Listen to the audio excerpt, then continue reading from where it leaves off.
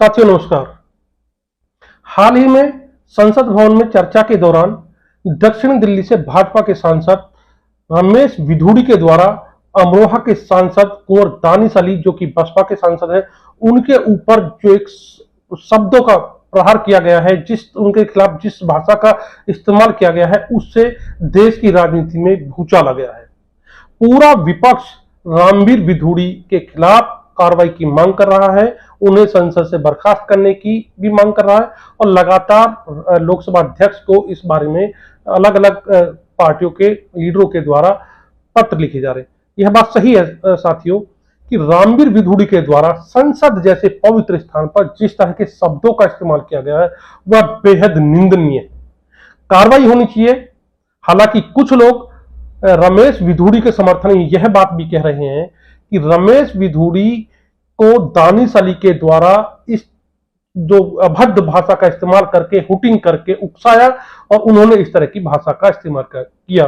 फिर भी साथियों मैं इसके पक्ष में बिल्कुल नहीं हूं कि भले ही कुंवर दानिश अली ने उन्हें उकसाया हो या उनके खिलाफ या उनकी पार्टी के किसी नेता के स्पीच के दौरान कुछ इस तरह की बात कही गई हो, तो एक कानूनी प्रक्रिया के तहत एक सभ्य तरीके से वह भी उनकी शिकायत लोकसभा अध्यक्ष से कर सकते थे।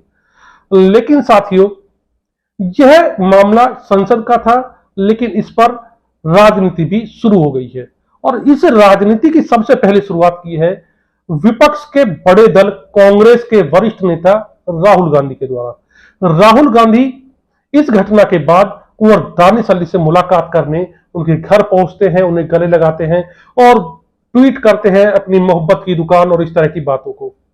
तो साथियों लोग इस राहुल गांधी की इस मुलाकात को कई तरीके से देख रहे हैं। जानकार मान रहे हैं कि यदि कुंवर दानिश अली भले ही दानिश अली के साथ या किसी और सांसद के साथ अभद्रता हुई होती है, ऐसी घटना होती, तो राहुल गांधी का स्टैंड इस तरह का नहीं होता।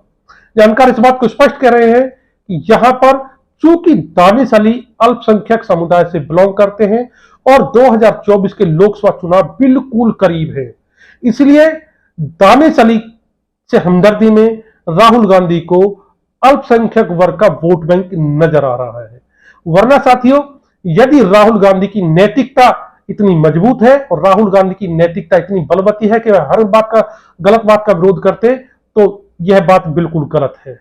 यदि उनके अंदर नैतिकता होती तो जब उनके जो एक अलायंस है INDIA अलायंस, उस अलायंस के एक घटक दल के द्वारा उदयनिधि जो है तमिलनाडु के मुख्यमंत्री स्टालिन उनके बेटे उदयनिधि के द्वारा जब संपूर्ण देश के बहुसंख्यक वर्ग सनातन धर्म को मानने वालों की आस्थाओं को आहत किया गया, उसने पूरे सनातन धर्म की तुलना डेंगू मलेरिया जैसी महामारी से की और यहां तक कहा कि इसका इलाज नहीं हो सकता, सनातन धर्म को मिटाना पड़ेगा, खत्म करना पड़ेगा।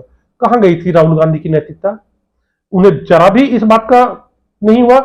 उनको इस बात पर आगे आके बात करनी चाहिए थी, बयान देना चाहिए था। अगर उनमें जरा भी नैतिकता थी तो उनको भले ही घटक दल था, उनको उदयनिधि के बयान की आलोचना करनी चाहिए थी, लेकिन उन्होंने ऐसा बिल्कुल नहीं कहा। चलो साथियों कुछ लोग यह भी दावा कर रहे हैं, यह बात कह रहे हैं, यहां तक कि राहुल गांधी के बचाव में कह रहे हैं कि चूंकि यह DMK पार्टी का मामला था तो इस बारे में राहुल गांधी क्या ही बोलते। तो चलिए साथियों उनकी इस बात को मान भी लेते हैं।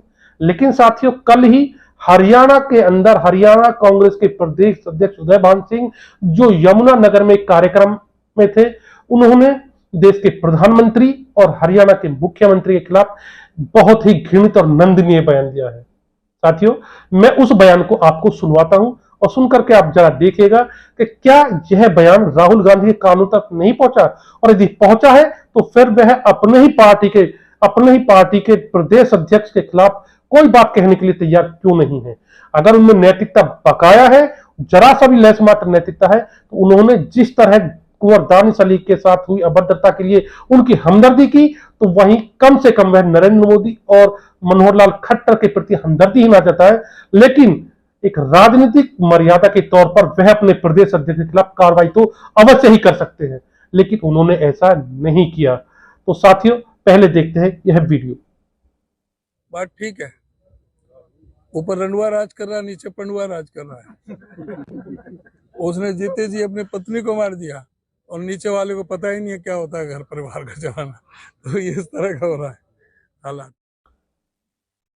तो साथियों, आपने वीडियो देखा, तो इस तरह की घटनाओं से एक बात स्पष्ट हो जाती है कि इस समय विपक्ष और विपक्ष में भी कांग्रेस को जो दानिश अली के प्रति हमदर्दी उमड़ रही है, वह हमदर्दी उनके मान सम्मान की नहीं है, वह संसद में हुए एक सांसद के अपमान के प्रति बिल्कुल नहीं है, बल्कि यह हमदर्दी, इस हमदर्दी के पीछे बड़ा कारण है आगे आने वाले 2024 के लोकसभा चुनाव और दानिश अली का अल्पसंख्यक वर्ग से संबंध रखना। तो सभी दलों को और कांग्रेस को, राहुल को, जिन्होंने की एक मोहब्बत की दुकान देश में खोली हुई है और उस दुकान को उठा करके वो दानिश अली के घर तक लेके गए, उन्हें भी अल्पसंख्यक वर्ग से एक वोट बैंक, वोटों की खेती उनमें दिखाई देती है। साथियों, क्या ऐसा नहीं है कि देश के अंदर विपक्ष जिस तरह बहुसंख्यक वर्ग की भावनाओं को अनदेखा कर रहा है, उन्हें एक तरह से उद्वेषित कर रहा है, इसका खामियाजा विपक्ष को आने वाले चुनाव में भुगतना पड़ सकता है। मान के चलिए साथियों, यदि बहुत बड़ा ब्लंडर या बहुत बड़ा राजनीतिक घटनाक्रम देश के अंदर नहीं घटता है, तो मैं दावे के साथ कह सकता हूं कि इस बार भी नरेंद्र मोदी अच्छे बहुमत के साथ सरकार में आने वाले हैं। और यदि ऐसा होता है तो साथियों, आप विश्वास मानिएगा, देश में एक बार फिर ईवीएम चर्चा में रहेगी, ईवीएम में गड़बड़ी के आरोप उठेंगे, ईवीएम पर कई तरह के सवाल उठेंगे और ईवीएम से चुनाव ना कराकर मतपत्र से चुनाव कराने की बात होगी। नरेंद्र मोदी की जीत का ठीकरा ईवीएम की गड़बड़ी और धांधली पर फोड़ा जाएगा।